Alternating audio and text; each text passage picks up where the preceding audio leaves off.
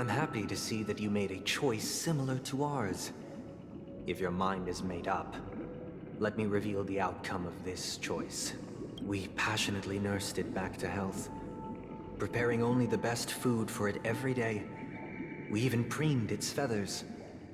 Later, on the day that Robin left Penacony, we opened the cage door and let it fly back into the sky.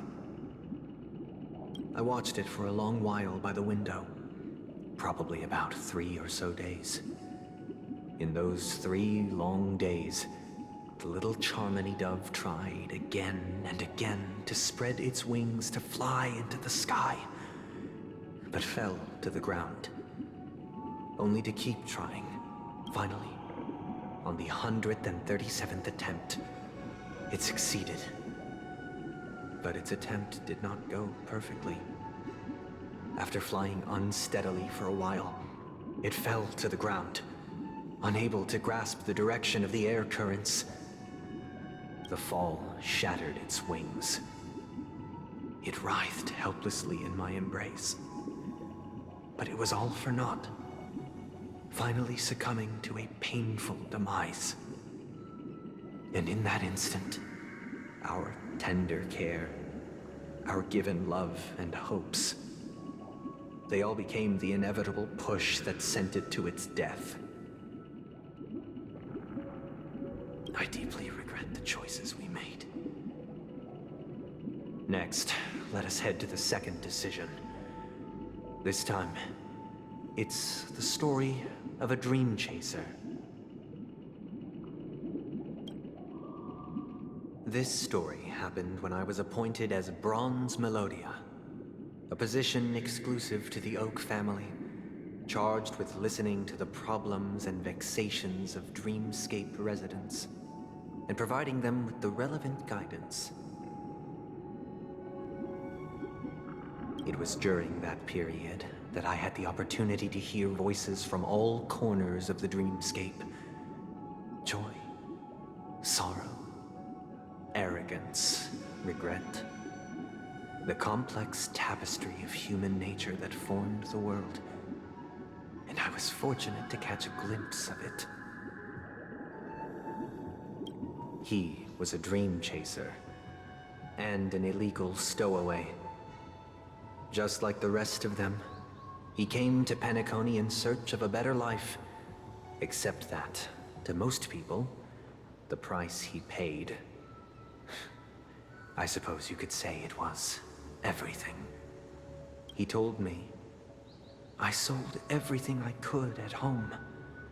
The house, the land, even his 2 children. He said he could not afford to raise them, and that at least they could eat if they lived as slaves. He had a plan in place. He would buy back his children once he had made his fortune, and enjoy Penacony's beautiful dream with them. Alas, his plan to smuggle himself was somewhat clumsy, and he was sniffed out by those pig-headed hounds. After hearing the Dream Chaser's story, I immediately appealed to the Bloodhound family to cease their pursuit. That way, at least he could live peacefully. But I was still too naive to the ways of the world. I did not anticipate that what I thought was a kind gesture would later lead to dire consequences. I'll tell you the outcome soon. For now, I'd like you all to make a choice. Will you do as I did, and try to convince the Bloodhound family to stop their pursuit, so that the Dream Chaser may live peacefully and realize his wishes? Or will you remain silent, leaving him to languish while the hounds are hot on his heels, until his inevitable judgment arrives? I look forward to everyone's decisions. Who knows? Perhaps they might even alter the outcome of this tragedy.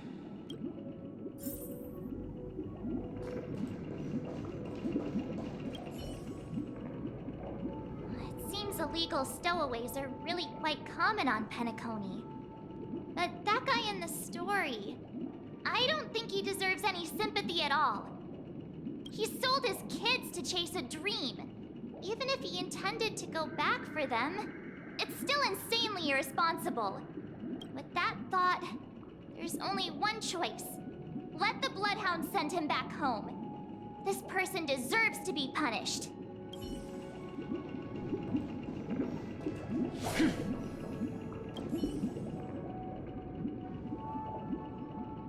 A dream chaser story. If I acted out of kindness, I would probably ask the Bloodhounds to stop their pursuit and lend him a hand. But what cruel repercussion would this choice result in? I think Sunday must have been deeply impressed by the limitations of the strong defending the weak through this incident.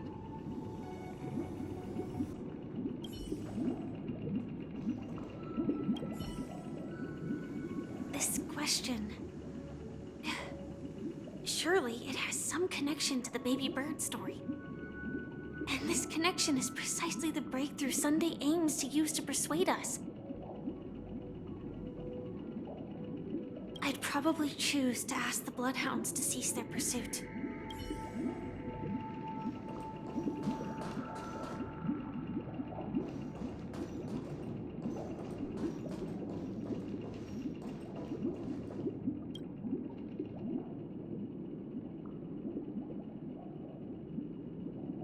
I'm honored to witness you arriving at the same decision.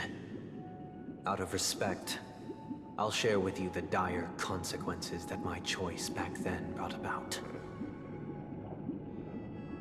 First, the outcome. He attained major success. After avoiding capture, he ran a business for a few years, very quickly making a name for himself, elevating his status. He might not have become a tycoon like old Audie, but he was considered a character of excellent repute. Now then, did he realize the wish he set out to achieve? No. The last time I saw him was in the real world, where the Hounds were going to permanently exile him, and I was the accompanying Bronze Melodia. The mission was simple. Listen to the criminal's repentance. He told me the reason he was in this predicament was because he conspired to usurp the head of the Alfalfa family. When I asked him about his 2 children, he instead responded with a question. What children?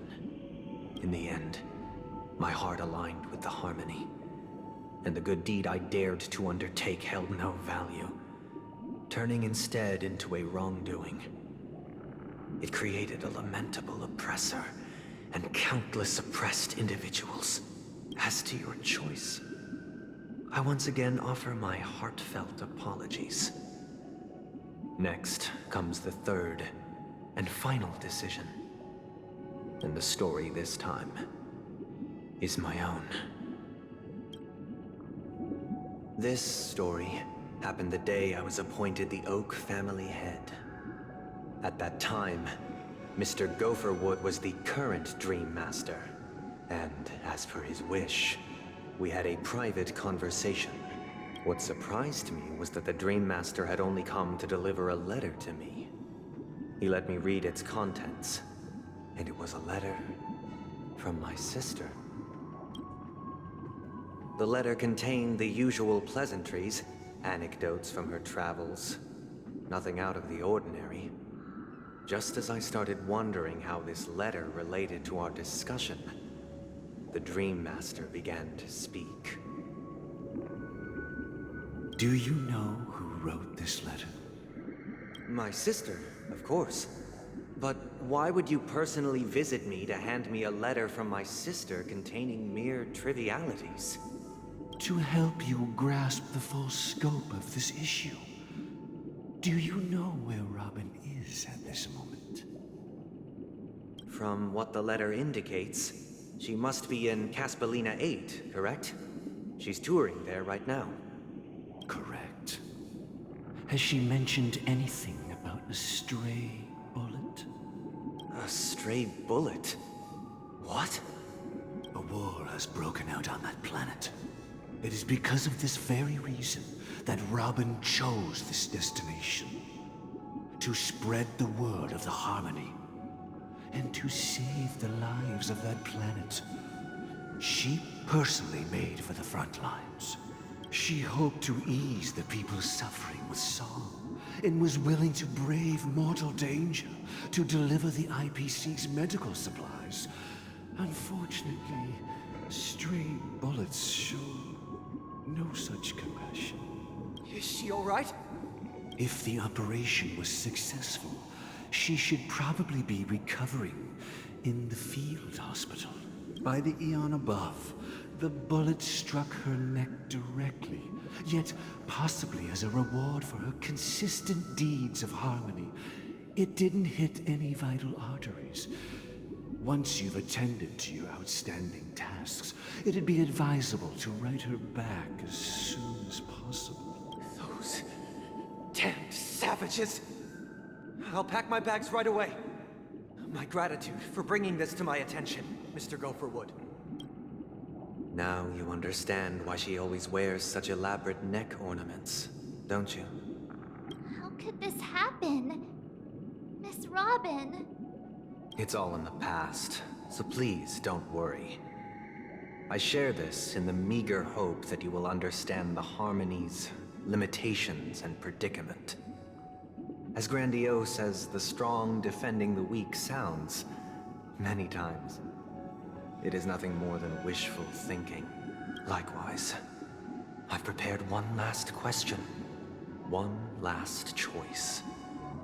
But rest assured, this choice will not have any grave consequences, because this is merely a figment of imagination, a nightmare that has haunted me through countless nights. If you ever had the opportunity to make a choice like I did, would you still support Robin's journey on the path of harmony?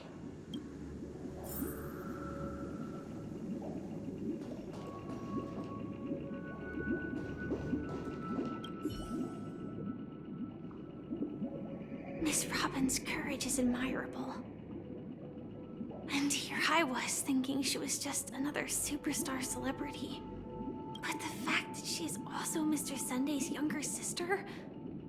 No, I doubt he'd wish harm on his own flesh and blood, no matter how grand the ambition. I often feel like I've dreamt of similar scenes on certain nights.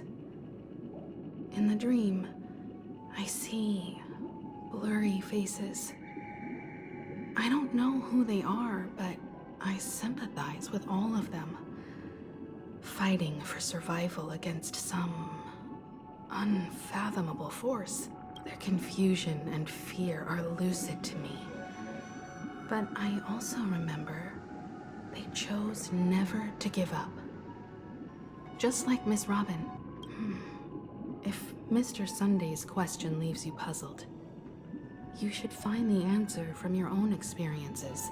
With each trailblaze, dangers and tribulations will surely follow. But would you ever back away? Would you stop March and Don Hung from reaching their next destination? I believe you have an answer of your own in your heart.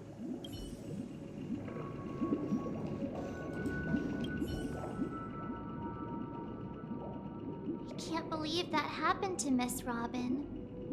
The strong defending the weak is a great mantra, but if I had to pay such a price, I don't know what I'd do.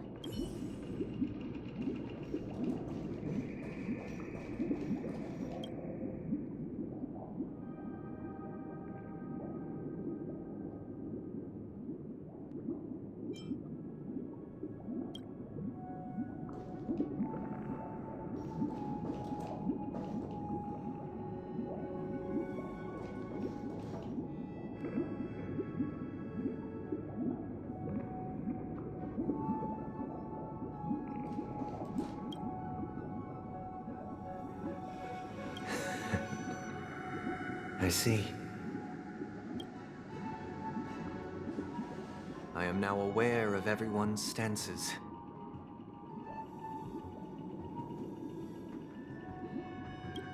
Raising these questions merely serves to illustrate one point. The plight of Penacony cannot be salvaged by the harmony. The true foundation for a sweet dream paradise can only be established through the order, where the strong govern the weak. I know the suffering of being tormented, the turmoil of losing your way, how sorrow, and even despair, set in when matters don't work out. All of this causes me unending pain, because this is not what happiness is at all. We must teach the weak how to live a happy life. And this life isn't some noble propriety that the upper crust preaches, but in definitive terms, a way of survival that belongs to everyone. So what is your definition of living a happy life? Good question. Human consciousness is fundamentally an illusion, a cage known as self-worth. People lured in by this illusion make mistakes, yet still ask that external influences bear the burden. When one mistake after the next permeates the masses, they become impossible to trace. Thus, the amassing of these individual cages culminate to form a prison, a place dictated only by the rule of survival of the fittest. Nature is always accompanied by predation and sacrifice. Its antithesis is known as order. That is what I want to do. Unite people's happiness under the banner of order. They won't need to make bitter choices any longer, nor face the weaknesses of humanity. They can cast aside their primal instincts to build a haven for mankind. Simply describing thoughts is far too abstract, so allow me to provide a simple example. As you all may know, there are societal norms like weekends and long weekends that exist on some worlds. During these hard-earned rest days, people are given the chance to extricate themselves from the stresses of everyday life, allowing a certain tranquility to return to their souls. And it is only on these days that people do not have to adhere to the law where the strong prey on the weak. They can live out their lives happily during these brief intermissions. It's just a pity that 2 or 3 days are still too fleeting compared to the span of a lifetime. From where I stand, society's ideal system should be 7 rest days. Following Sunday, there should ensue a second, a third, and indeed an infinite procession of Sundays. This should be the face of the new world. Idyllic, eternal, peaceful days. And thus, every person can return to their base selves in this utopia. Some gaze in reverence at the stars, pouring their whole beings into calculating the distance between us and the isolated world of Pagana. Meanwhile, some seek refuge in quiet corners, holding one another, unencumbered by the chains of unwelcome obligations. There would be no need to bear the hardships of reality. Only in this way can humanity face the inevitable end with the purest of spirit. Living a life, Miss Firefly. You who are stricken with entropy loss syndrome. You of all would surely understand this.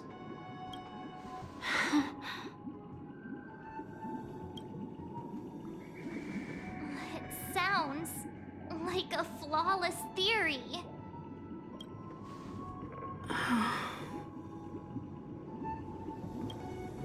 But what is the price to attain all this?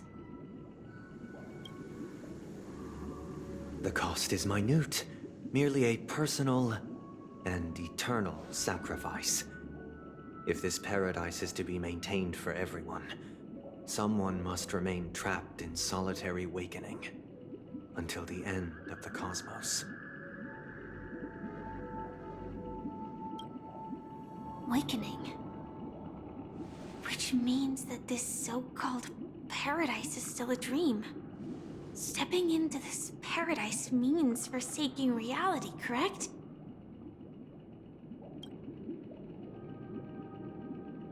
It is not forsaking, but transcending.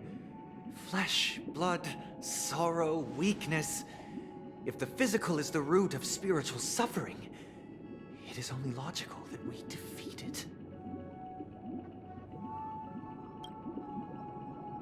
But in this supposed bliss, people won't have defeated their demons.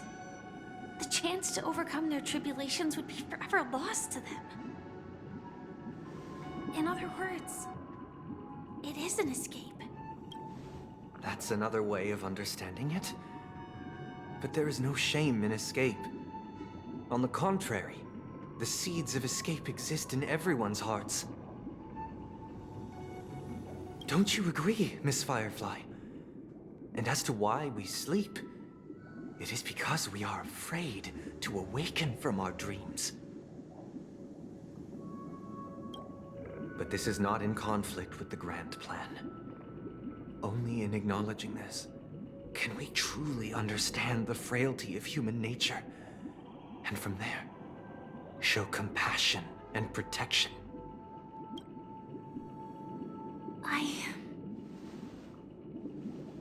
I admit that you are a born leader. Your perspective on humanity brims with pessimism. Yet you express compassion for all, even when your heart pities them. But unlike you, I live for the self. From my perspective, individuals making choices for themselves is their birthright. The want to escape may be innate in the weak. But whether they are weak or not, it is not up to another to decide. Perhaps in your mind, you also view me as weak?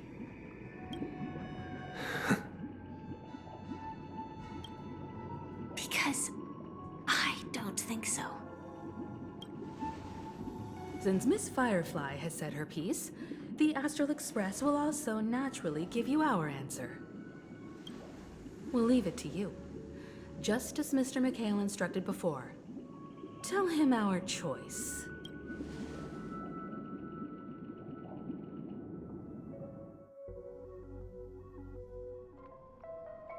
What is this place? Does this place ring any bells, Misha? I don't know, but I feel a sense of deja vu. What is this place? It's the realm within a dream bubble. This was left to the Astral Express by a nameless, but weirdly, when we entered it, it was completely empty.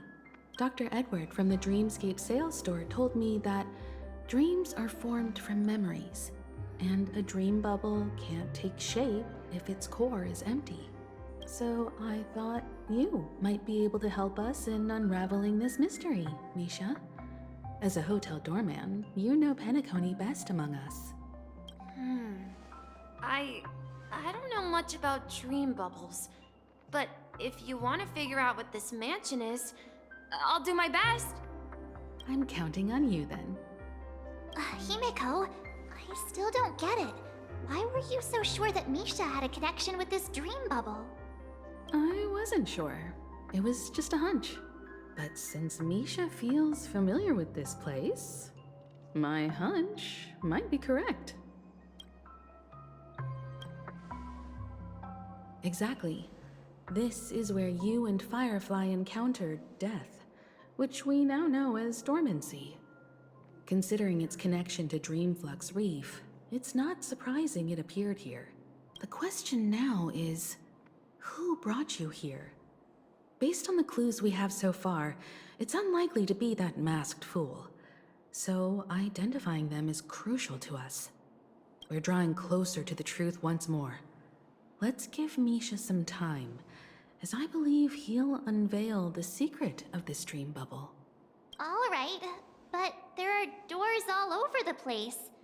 Which one should we choose? Do you have any idea, Misha?